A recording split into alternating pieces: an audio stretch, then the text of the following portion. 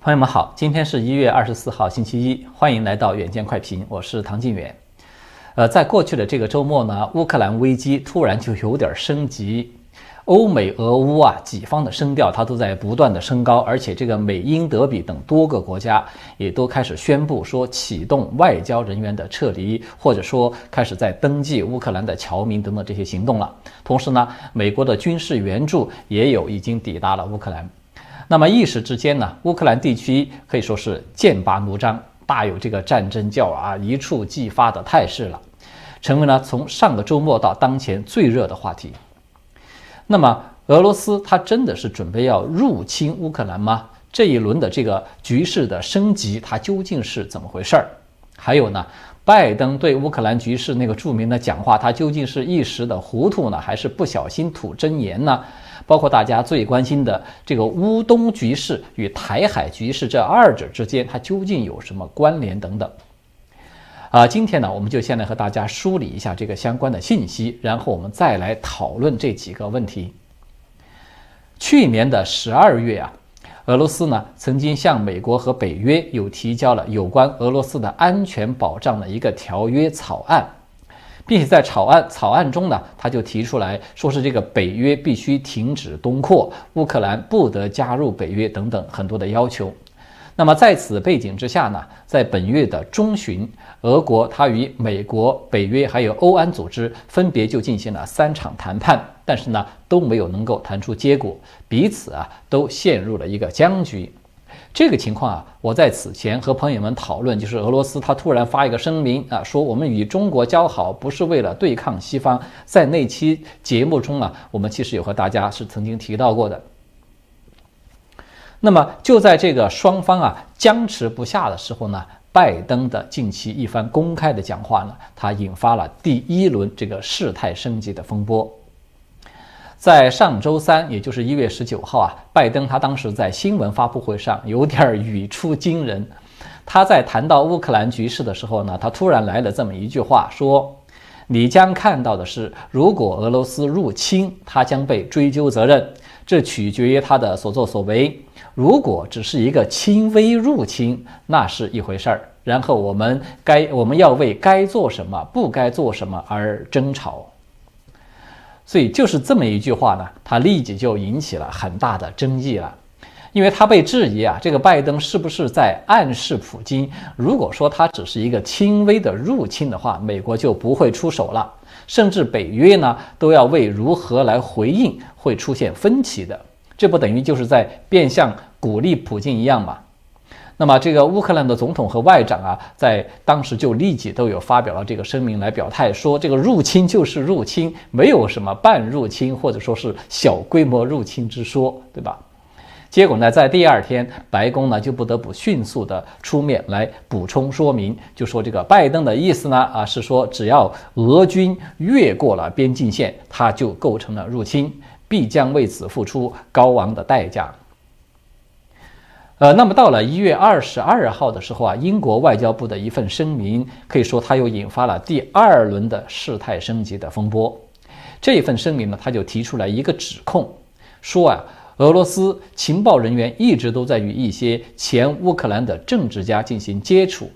作为这个入侵计划的一部分。随后呢，这个英国的副首相叫做拉布的，他就警告说，如果俄国试图要在乌克兰建立一个亲俄的傀儡政权，那么他将面临着严厉的经济制裁。在这一点，我们看到他与美国是一致的，就是拜登在此前也公开的警告说，他认为普京并不想要发动一个全面战争，因为一旦开战的话，俄方将会面临着严重的经济后果，包括他的能源收入被切断，还有他可能会被踢出那个著名的 SWIFT 这个系统等等。那么值得注意的是就是这个拉布他在此后呢也有表示说，英方呢是支持这个乌克兰保卫自己的领土和主权的完整，但是呢英国极不可能出兵去俄乌边境去保卫这个乌克兰。然后我们就看到了，就是英国这个关于傀儡政府的指控呢，迅速的就得到了美国的呼应。然后这个福克斯新闻就有报道说，美国的国务院已经下令他这个驻乌克兰的大使馆的雇员的家属从本周开始起就要开始撤离乌克兰，同时呢，敦促这个美国的公民啊，就说在乌克兰的也要尽快的乘坐商业航班离开乌克兰。然后呢，德国媒体也开始报道说，德国呀已经准备好在这个局势恶化的情况下，从乌克兰撤离他的外交官的计划。还有英国和比利时等等这些国家呢，也都开始公开的建议说，本国的公民从现在开始起不要前往乌克兰，不要去进行这种不必要的旅行了，而且呢，要求现在在乌克兰的这些本国的国民都到本国使馆去进行登记。那么与此同时啊，军事这一方面的行动呢，它也在开始升温。就是美国它的第一批是170吨，第二批80吨的这个军事武器的援助呢，就是它是援助乌克兰的嘛，它在今天之前也都已经抵达了目的地。而这个美国的国务卿布林肯啊，在上个周六还有同时宣布说，他已经授权给波罗的海三国，就是爱沙尼亚、拉脱维亚还有立陶宛嘛，这3个国家，向这个乌克兰可以提供美国制造的反坦克导弹和防空的导弹。那么这个英国和其他几个北约国家呢，现在也都开始向乌克兰去提供一些军事装备的援助，以及派遣了少量的军事训练人员。但是呢，引人注目的是，作为欧盟领头羊的德国，它呢是公开的拒绝了这个乌克兰提供武器和弹药的请求。所以呢，我们看到目前为止啊，最新的一个消息呢，是在上个周末的戴维营的会议上呢，美国的国防部官员就有向拜登提出了几个应对乌克兰危机的备选方案。其中的一个方案呢，就是说美国将向东欧和巴尔干地区首批要派遣1000到5000名的美军。如果说局势恶化呢，这个派遣的数量它还会继续扩大到10倍以上而且还要包括就像军舰还有军机等等。那么美国媒体的报道就说呢，预计拜登最早会在本周之内就要做出决定。那么就可以说正是欧美的这一系列升温的举动呢，它给人造成了一个俄乌战争已经迫在眉睫的这么一个印象。至于说俄罗斯的这一边呢，虽然我们看到就是在俄乌边境它有陈兵10几万已经是有几个月的时间了，但是呢，似乎呢到目前为止还没有见到它有一个明显的什么战术动作。就是俄罗斯官方呢一直都在反复的声明说，俄罗斯没有要入侵乌克兰的计划，英国的指控是毫无根据的胡言乱语等等。那么在这种军事对峙这是一边它这个不断的在加剧的同时呢，外交的磋商这一边它当然也不会是闲着的。在上个周五美俄的外长在日内瓦呢就举行了一个90分钟左右的会谈。那么美方在会谈中是同意就俄方关切的问题，在未来的1周内，也就是在本周内做出一个书面的回应。同时呢，俄方呢说将在收到美方的书面回应以后，再来决定下一步如何行动。此外还有俄乌法德这4国政府的代表呢，也确定了说将在法国的巴黎举行一个诺曼底模式的4方会谈，讨论这个乌克兰危机问题，而且这个初始的日期呢已经定在了1月26号，也就是本周3。它最主要的议题呢，就是要讨论如何终止乌克兰的政府军和亲俄罗斯的叛军这2者在乌克兰东部地区的一个长期的冲突。这个是本次乌克兰危机的发源之地了。那么以上呢，我们看到就是这一次乌克兰危机它为什么突然升温的一个大致的脉络。接下来呢，我们就来和大家讨论一下这个最关键的问题，就是俄罗斯是否真的会入侵乌克兰，并且引发一场欧美与俄国之间的一个全面的战争呢？那么在讨论这个问题的答案之前我认为有一条很有价值的新闻是值得提一提的。这个就是德国的海军司令舍恩巴赫他被迫辞职的事件。在上个周五，也就是1月20号这位舍恩巴赫呢，他在印度的新德里有参加了一场研讨会。那么在答疑的环节，他就提到了这个乌克兰危机。然后呢，他就认为说普京眼下真正想要的是尊重，而给他尊重呢是很容易的事情，而且很可能也是他应得的。然后呢，他就说这个克里米亚呢，他已经永远的都丢了，这是一个事实，是不可能再回来了。而当前的印度和德国呢，都需要俄罗斯，因为需要俄罗斯来联合对抗中国。这样的一番讲话，他当然是非常的政治不正确的讲话，对吧？这段视频呢，它迅速的就引发了一场轩然大波，结果呢，就导致这个舍恩巴赫呢不得不主动的提出辞职。那么我们看到虽然这个舍恩巴赫他是倒了霉，但是我认为他的这番话呢，他却是点到了这场危机的核心要点，就是普京他究竟需要的是什么？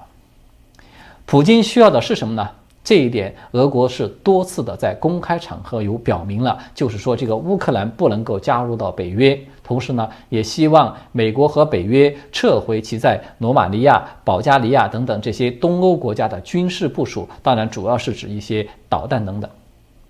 也就是说呢，俄罗斯最需要的其实就是一种地缘战略意义上的安全。因为北约东扩它的一个核心含义，它就是把俄罗斯视为敌人的。这个东扩的结果呢，就相当于是把这个枪炮呢指到了俄罗斯的家门口，它就让俄罗斯呢没有了那个缓冲地带，所以呢让俄罗斯感到了敌意。这个呢，它应该就是这个舍恩巴赫他说的，普京所需要的这种尊重的真实含义。所以我们看到舍恩巴赫他这番话所表达的核心信息，他也是这一点。就他说应当给予普京应得的尊重。其实他说的意思就是没有必要把俄罗斯视为敌人，而中共才是真正的敌人。不仅是印度和德国最主要的敌人，其实中共呢也可以说是俄罗斯的敌人。这一点是他认为德国、印度可以联俄抗共的一个战略基础。我们换句话说呢，就是俄罗斯与欧洲包括印度，其实他们是有一些重大的战略利益一致的地方，这个一致的地方就是要共同应对中共的威胁。这个判断呢，我们看到他和俄罗斯公开声明我们与中共不是盟友，还有与中共交好也不是为了要对抗西方。其实他所要释放的这个含义，这个信息是一致的。他的意思就是你们不要把我们这个俄罗斯视为敌人，你们搞那个北约东扩你们把力气全都是用到了我们这里，这是搞错了方向。首先我们都知道有一个常识就是说，如果所有的外交协商都已经失败了，这个战争是注定要爆发了。那么有一个必须存在的前提，就是双方在所有重大的战略利益这些方面，它都已经变成完全是对立了。也就是说，双方没有任何的共同语言了，我们谈任何话题都是尖锐对立的，只要一开口就一定是吵架，那么没有办法，最后就只有靠打架来最终解决问题。但是现在我们看到美国、北约与俄罗斯呢，其实它还没有到这样的程度，对吧？就是双方最起码在一个最关键的问题上，它其实是有着一致的战略利益的。而且我们换个角度看呢，普京这边和中共在套近乎，那边他对北约东扩去拔刀相向。其实这两种动作它看起来是相反的，但是它的核心目的都是一样的。就是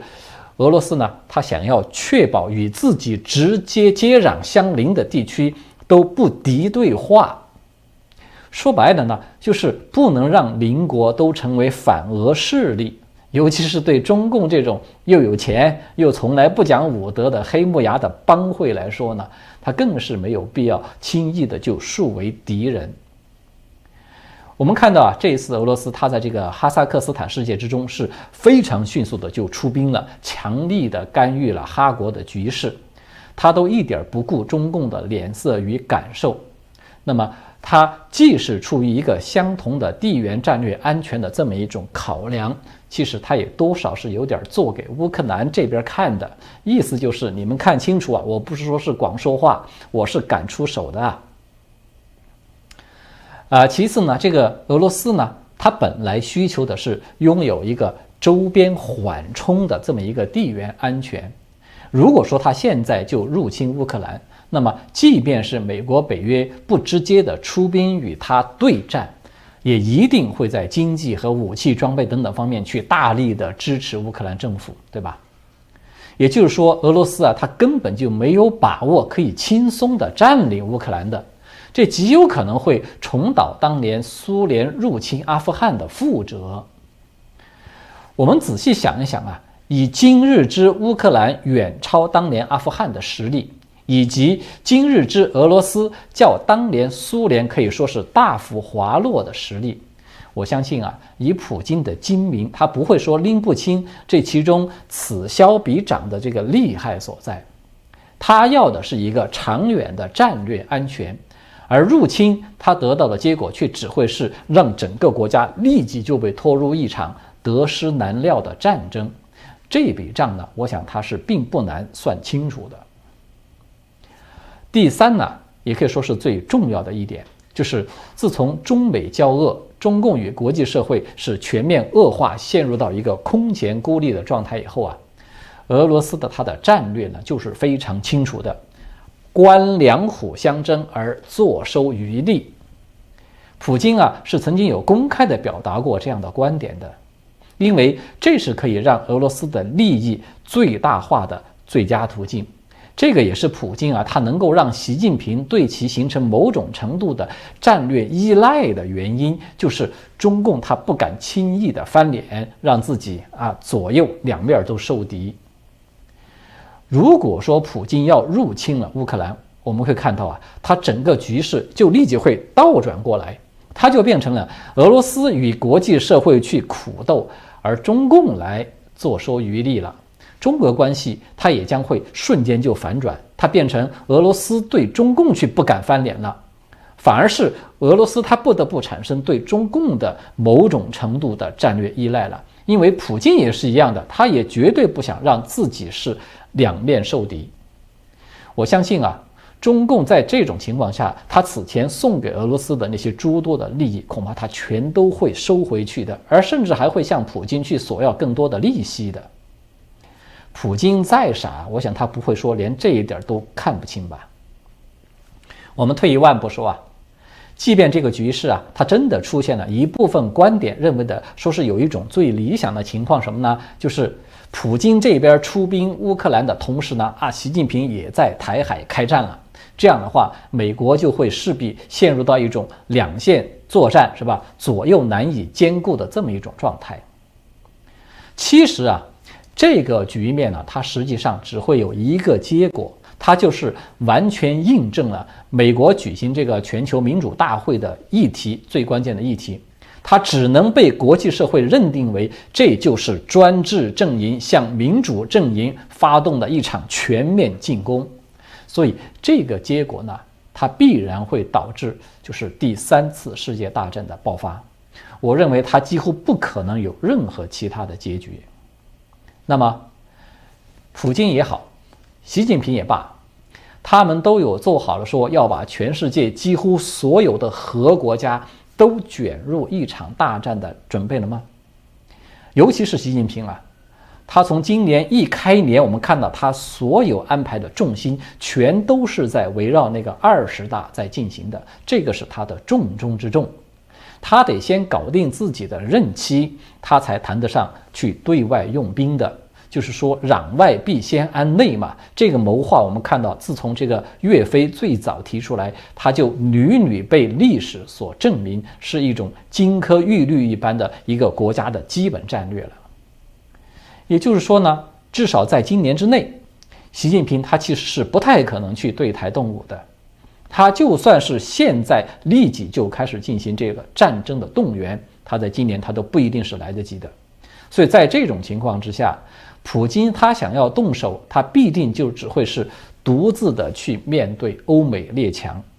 这就等于是让俄罗斯去消耗欧美，然后为中共轻松地摘下台湾这个桃子去做牺牲嘛？普京他会这么慷慨吗？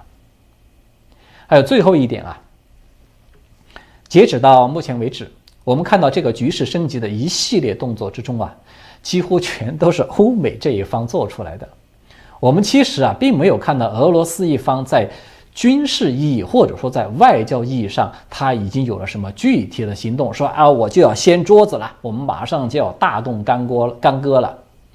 而这个美国呢，他尽管正在考虑说要派遣部队前往东欧，是吧？刚才我们已经有提到了。但是呢，根据这个 CNN 啊，有引述拜登政府官员的说法呢，就说派遣这些部队的目的呢，它主要是提供一种威慑，并且安抚盟友，